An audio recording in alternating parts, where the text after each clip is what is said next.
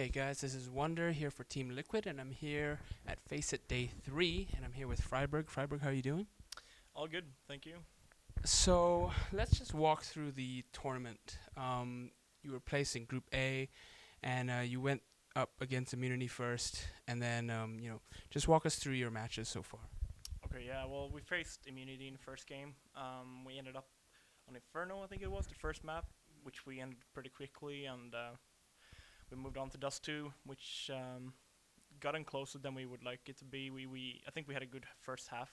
Then we just started slacking a little bit. We lost a few key rounds. They kind of just broke our economy. Every time we won a round, they just won it back, and it was getting tougher and tougher. But in the end, we managed to close it out with 16-14, I think it was. So, I mean, I think it was just us being lazy, but I mean, they have great potential, and I'm hoping to see them again because I mean, they were shooting pretty hard, and yeah. Yeah, so then you went up against Fnatic, and you got two out there, and I'm just wondering, people have been talking about NiP for such a long time, and they always say you guys, peak later in this tournament. Why do you think it is that, people say, the first map or group stages, NiP is a bit weaker? Why do you think it is? I don't really know. I think we are kind of bad when we know we have a second chance. When we know it's like win or lose, like win or get out, we are like playing better. I don't know why or what it might be, but I mean, I think it might be a bit relaxing and stuff like that. But I just think like versus the game of Fnatic, we just overanalyzed too much. We didn't really play our own game. We just kind of focused on what they did and how we should like try to play, which we've kind of never played before, like really super defensively against them, not giving them any picks and so on. So we just kind of I think overanalyzed the game against them, and I think it just like it's kind of a mind game so much in CS right now. I mean, it feels like all teams are pretty equal in skill. Now it's only come down to like how you execute and how you hold your defense. So yeah, it's um, it's tricky to play CS right now, but I mean, I guess we're gonna find our way to the top again. So let's talk a little bit about the strategy and the current meta right now. So a lot of teams have been talking about anti-stratting and mind games and stuff like that. But NiP has kind of they revolutionized the kind of pick system where it's based more on individual skill and kind of loose play style. Have you guys continued that style with Exist, or are you thinking more of okay, now we're playing Fnatic and they like to do this, so let's try and rush A really fast, and we know these guys play this and stuff like that. I mean, it's different from team to team. It's very like I know. I remember yesterday, like from Star Ladder finals, which was like a month ago maybe. We played like super well throughout the tournament, except for one team, and it was Envious. Like our playstyle works against maybe every team there, except for Envious. So then we go to Bucharest, and we have looked into, we have analyzed how do we play against Envious, and we beat Envious there in first game, and then we just lose two games straight like, against TSM, which we've never lost to before, and then we lose against Fnatic again. And I mean, it just things that it. I don't know. We just have to find a way that we can play against every team, or just quickly adapt, so we can play this team first, and then we just swap over to maybe the old play style, and then we beat any team. So I think it's like the meta right now in CS is very different from team to team. I can't really say that like there's a specific meta.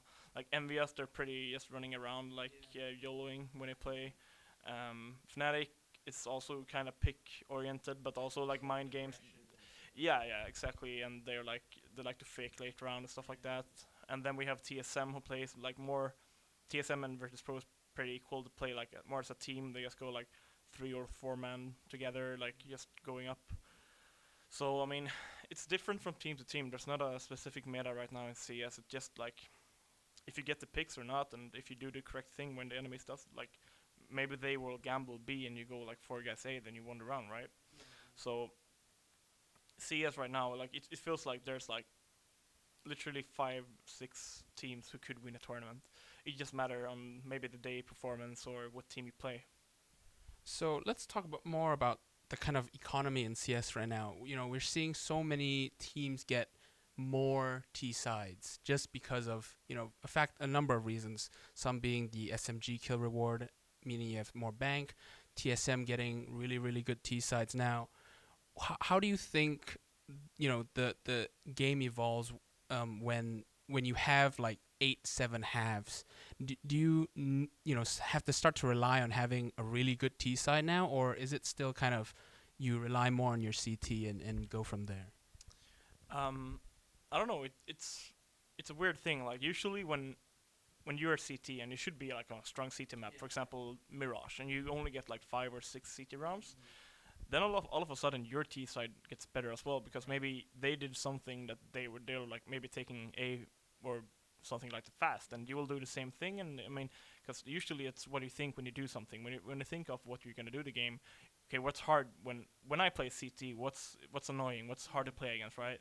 And I mean that's kind of how we base our strategies from, and I guess a lot of teams other do the same. So I mean it just feels like T sides can be very strong, but CT sides could be also be very strong.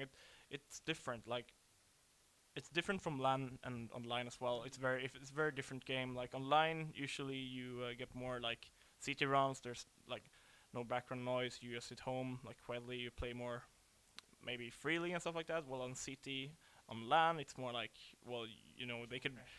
Yeah, and usually teams group up more as well on LAN. Like they just go as 3 or 4 man squads and stuff like that. So I think it's just like T side right now is pretty strong, but it's not because like I don't know. I don't really know. Like the SMGs are strong, but the SMGs are strong as CT as well. Right. And I mean, as CT, you can still have the pistols. You can go close quarters with the pistols as well. And it just feels like the game itself is kind of balanced right now. It feels like because the op isn't that as strong anymore. Like especially on ST. I mean, I think that was the major issue before. Like the CT op has always been a CT op. It's usually kind of static. You're just holding an angle, holding a position. Unless you're like JW. Yeah, well, exactly. So but as T, I mean, people tend to like look at Kenny and those guys. They were just like jumping and running around as T and just getting picks everywhere. And I mean, it's not easy to hold a position with an M4 if you have like just an op coming and peeking you, like he's jumping and sneak shooting, crouching. I mean, that's been nerfed now, and it should be easier to play CT now. But I mean, teams they found ways to come back and play good T as well. So I don't know. It just it's all like it comes down to so many things. Like teams know how we've been playing against these guys in so many online tournaments and LAN. Like we know how they play now, so it's always like you know how they play as CT. You will do this and this and this, and you know how they play as T. So sometimes you get a strong CT. It's teams know each other too well. I think there's too many tournaments, to be honest. I think the scene would actually benefit from just having like kind of a break from especially online tournaments and maybe a few less LANs, because right now it feels like every team knows how every team plays. It's just a matter of daily, like how good you are in this day. So yeah, I was gonna touch on that. So let's talk about the last few weeks. There's been a tournament every weekend pretty much, and the top 5, 6, 7 teams have all maybe one or two will miss one weekend or something like that, but generally there's a bunch of tier 1 teams in attendance every weekend. Do you think that's what's kind of contributing to this like even playing field? Because there's just TSM gets to play Fnatic every 2 weeks or something, and they get more experience compared to, say, I'm gonna play Fnatic once every 6 months on LAN or something like that. yeah, I mean it is. I mean, if you play an opponent that much, you learn how they play. I mean, you get used to playing them. You don't. I don't know if teams do they get nervous. I don't think so anymore. But I mean, if they would, it would be like, yeah, well, let's say we haven't played Fnatic in like 6 months. We have probably no idea how they play, like what they're gonna do. They have no idea what we're gonna do, and that's gonna be a better game because it's gonna be like you actually play your own game. You don't play your opponent's game against them, right? So, I think this many tournaments has made the scene more more compact, made it more like any team can beat any team. So I mean, how do you think as a player or as a team as a whole, how do you compete with that? I mean, say you're getting burnt out traveling every weekend, because I talked to Devil Walk and he said our team comes back, rest for 1 or 2 days, and then off we go flying somewhere else. So as a team, do you think it's time to maybe sit down and say like, okay, maybe we'll skip this tournament, or maybe we'll carve out a block in this month that we kind of take a break, or maybe reinvent ourselves? I mean, we do we've dropped out of a few tournaments right now. Like we are not going to DreamHack France, for example. It's like in a week or so, 2 weeks. So I mean, getting home and only having like 1 or 2 days at home, then when you're home, you know you're gonna go to an event in a few days. Then you have to just sit and play for like 1 whole or 2 days. Then you off you go again. Of course, can get burned out, but it's fun traveling. It's fun, but sometimes it can get too much. I think, as I said before, the scene and the teams would benefit from just not having this many events. I think, and I don't know the solution for it. Because I mean, it's great having all these tournament organizers, like having great tournaments and everything. The standard for CS:GO tournaments has grown so much like the past few months. So it's amazing going to these events, how to see how they evolved and everything like that. So it's a hard decision to just maybe drop out of a few, but yeah, I don't know how to fix it seriously, but I mean, I guess tournament organizers can maybe, I don't know. It's hard because they always try to find for open weekend as well, you know. So I don't know. Maybe teams have to come sit down and say like, yeah, well, we have to take a break, and yeah. So now we reached a point in the interview where I'm gonna ask some greedy questions, where just pretty much just for myself.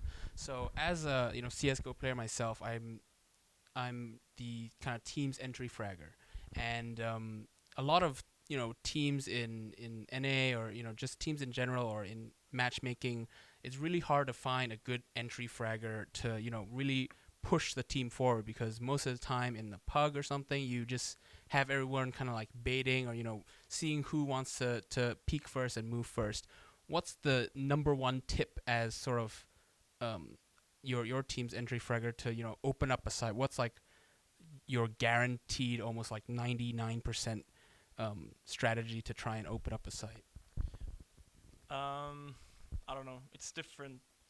I think the easiest way is to take them off guard and always be confident in whenever you're going in.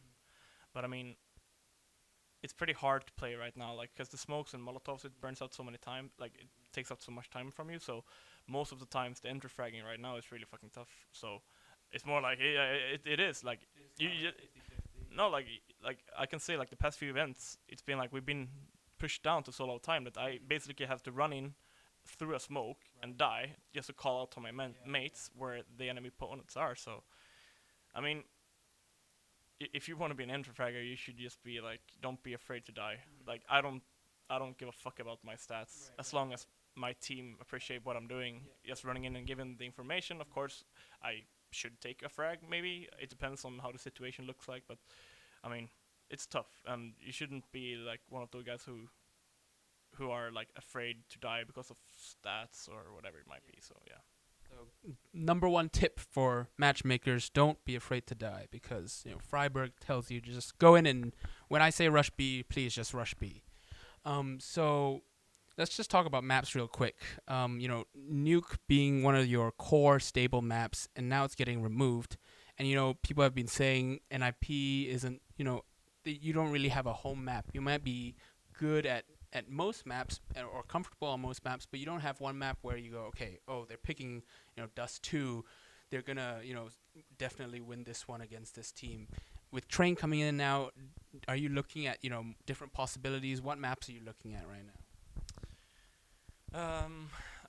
I don't know really. I mean, we've had Train and Nuke as when the game started. We had like there was 5 maps in the pool, and we had 2 maps where like no teams could beat us on. So it was a really easy veto for us. Like they always removed one of them, and then we had kind of had like almost always like a 1-0 lead.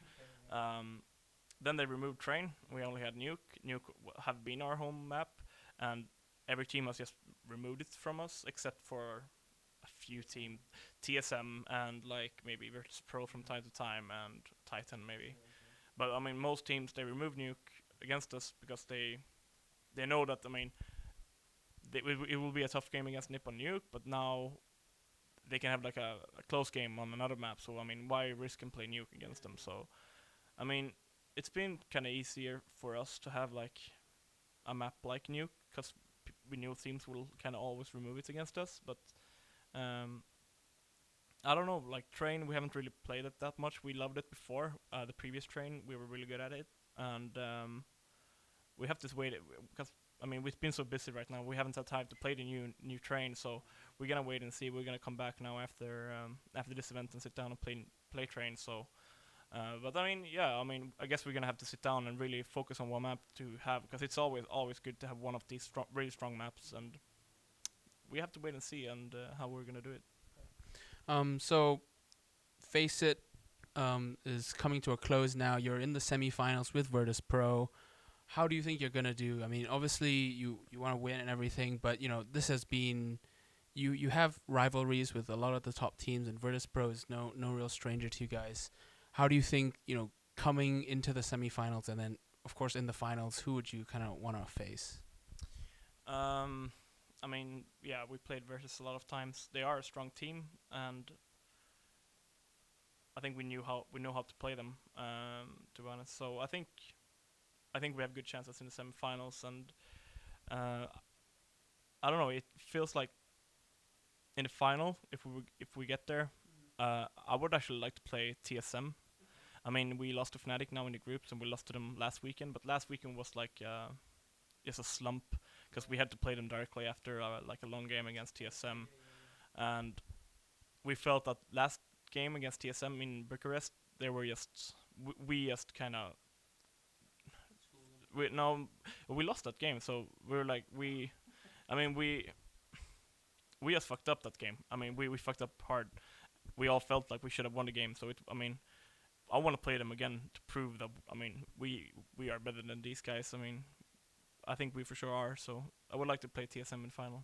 Yeah, I mean, the past few events, Navi's won an event now, VP's won an event now, of course, Fnatic, all up there, but NiP has kind of been absent at the, very, very top. You guys are obviously reaching semifinals, finals.